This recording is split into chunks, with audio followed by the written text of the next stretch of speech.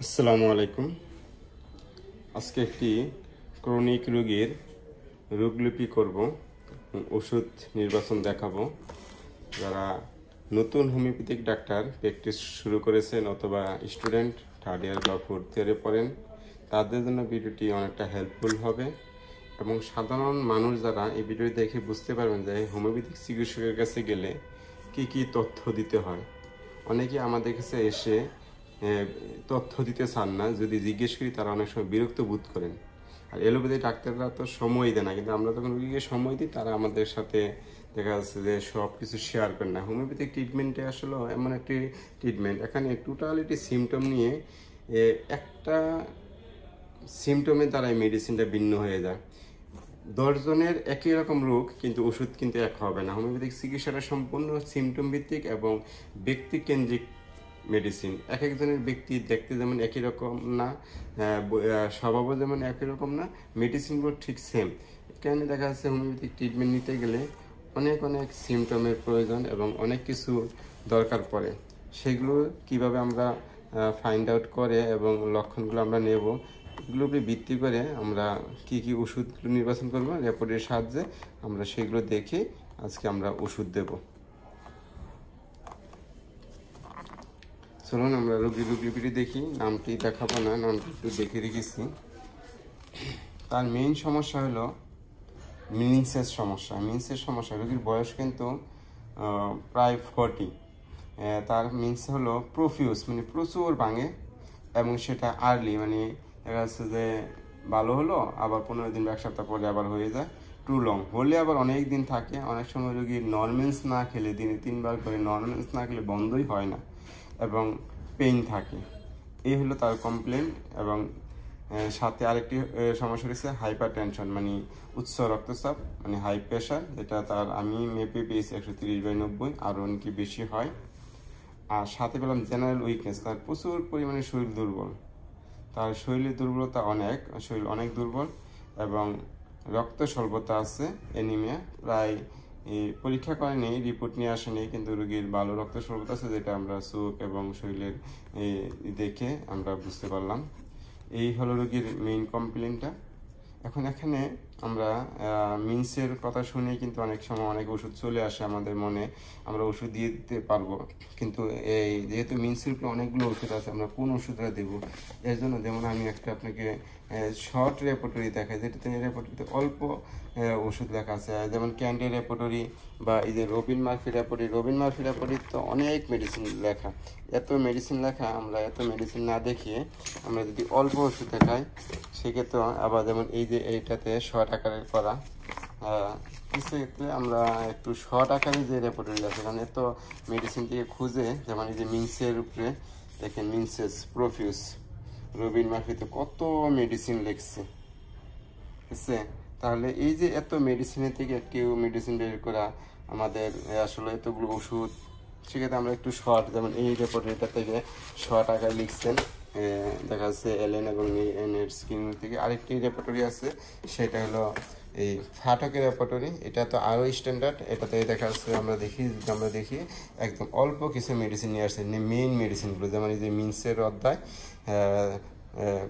পেঁয়াজ প্রফিউস এক্সেসিভ, এর মধ্যে এই যে অল্প কিছু মেডিসিন আছে যেগুলো আমাদের অন্যান্য বইতে অনেকগুলো থেকে শর্ট করে নিয়ে আসে। সেক্ষেত্রে আমরা এখানে দেখি অনেকগুলো মেডিসিন, এর মধ্যে আমরা এখানে দেখা যাচ্ছে রোগীকে কার্ড দিতে পারি, ঠিক আছে, আর অনেক ওষুধই আছে, সেবাইলা দিতে পারি, ফসফরাস দিতে পারি, নাগরকে। কিন্তু কোন ওষুধ দেবো তার জন্য আমরা রোগীর সাথে একটু কথা বললে অন্যান্য যে লক্ষণগুলো সেটি নেব। যেমন পাস হিস্ট্রিতে আমরা পেলাম হলো severe urine infection, several urine infection, মানে কয়েকবারই তার ইউরিন ইনফেকশন হয়েছে, বিশেষ করে বিয়ের পরে, আর স্ক্যাবিজ হয়েছে এবং ভয়েলস ফুরা হয়েছে, আর টুকটাক নর্মাল ঠান্ডা মান্ডা হয়েছে, কিন্তু মারাত্মক বড় ধরনের কোনো ওষুধ না। ফ্যামিলি হিস্ট্রিতে হাজব্যান্ডে সেভারালি গনোরিয়া, মানে কয়েকবার তার গনোরিয়া হয়েছে, বিভিন্ন ইঞ্জেকশন নিয়ে সে গনোরিয়া ভালো করছে, এটা রোগীর মুখ থেকে আমরা শুনলাম। ফাদারের হার্নিয়া ছিল, প্যারালাইসিস ছিল, বাতা ছিল, মাদারের শ্বাসকষ্ট আছে, ব্রাদারের অ্যালার্জি, স্ক্যাবিজের সমস্যা আছে, চুলকানির, সিস্টারের অ্যালার্জি আছে, পাইলস আছে, আর হলো ডটারি মিন্সের প্রফিউস, মানে তার মেয়েরও এই মিন্সের সমস্যা আছে। তার কিছু পার্সোনাল হিস্ট্রি নিতে হলো, যেহেতু এখানে ওষুধগুলো আলাদা করার জন্য।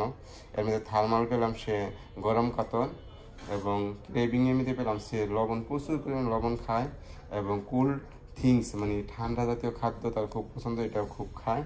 আর অ্যাভারশন এমনি যে সুইট মিষ্টি তার একদম অপছন্দ। ট্রাং দেখলাম জিহ্বা ড্রাই, ঠাস টাসের পিপাসা ভালো পিপাসা আছে এবং সেটা কোল্ড থিংসের ক্ষেত্রে। আর সুইটের ক্ষেত্রে তার শরীর অনেক গামে। আর হলো সিরিপের ক্ষেত্রে ঘুম নর্মাল, স্টোন কনস্টিটিউশন থাকে, মাঝে মধ্যে আবার স্বাভাবিক হয়। ফেয়ার এবং একা থাকতে ভয়, লোকজনের সাথে থাকতে তার ভালো লাগে। সেলাইভা জিহ্বায় লালা, মুখে লালা হয় না। ব্রিথিং লং টাইম, সে অনেক সময় নিয়ে গোসল করে। এবং গ্রিফ, তার মধ্যে মনোকষ্ট আছে। তার বিবাহিত জীবন 24 বছর, এই প্রথম থেকে স্বামীর সমস্যার কারণে, মানে স্বামী ভালো ক্যারেক্টার না হওয়ার কারণে তার অনেক বড় মনোকষ্ট আছে, দীর্ঘদিন ধরে এই মনোকষ্ট নিয়ে আছে। আর মাইন্ড সিমটম সে রাগী এবং আবার মাঝে মধ্যে সে শান্ত এবং সহজে কান্না করে, ইজিলি উইপিং পেলাম। এবং দেখা যাচ্ছে যে সবসময় হতাশা, দুশ্চিন্তাগ্রস্ত এইভাবে থাকে, কারণ বিশেষ করে মানসিক কষ্ট থেকে। এই সমস্যাগুলো নিয়ে আমরা অনেকগুলো ওষুধে আসে। এখন যারা অভিজ্ঞ ডাক্তার তারা কিন্তু প্রথম দিকে যে দেখেন, আমরা লং লাস্টিংয়ের ক্ষেত্রে যদি দেখি, মিন্সের লং লাস্টিংয়ের ক্ষেত্রে সবচেয়ে ভালো মেডিসিন কিন্তু এখানে দেখা যাচ্ছে যে নাক্স ভূমিকা ফার্স্ট গ্রেডের মেডিসিন, ফসফরাস ফার্স্ট গ্রেডের মেডিসিন, সেবাইনা ফার্স্ট গ্রেডের মেডিসিন, ক্যালকেরিয়া সেকেন্ড গ্রেডের, বেলাডোনা সেকেন্ড গ্রেডে আনছেন। কিন্তু আমরা এই রোগীর ক্ষেত্রে সিলেকশন করেছি ওষুধের রিজিটে কয়েকটি ওষুধ আসে, এর মধ্যে তার টোটালিটি সিমটম নিয়ে। যেহেতু রোগী গরম কাতর, তাহলে শীত কাতরের মেডিসিনগুলো আসবে না। যেমন ফসফরাস একটি শীত কাতর মেডিসিন, এখানে ফসফরাসের অনেকগুলো লক্ষণ আসে, যেমন সে লবণ পছন্দ করে, মিষ্টি অপছন্দ করে, ঠান্ডা জিনিস পছন্দ করে, এবং তার সিমফিতিটাও বেশি, রোগীর সাথে কথা হচ্ছে সিমফিতিও বেশি। সেই ক্ষেত্রে দেখা যাচ্ছে যে এখানে আমাদের ফসফরাসটা আসবে না, কারণ ফসফরাস শীত কাতর মেডিসিন।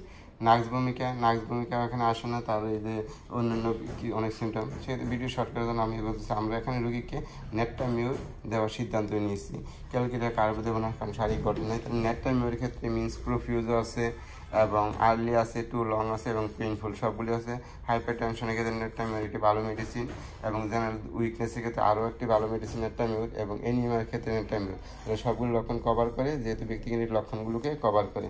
যেহেতু গরম কাতর, লবণ বেশি খায়, কোল্ড থিংস খায়, তারপরে দেখা যাচ্ছে আরও আছে হলো থার্স্ট বেশি আছে, সুইট বেশি আছে, এবং দেখা যাচ্ছে গ্রিফ, এটা হলো মেইন তার সিমটম, এই গ্রিফটা।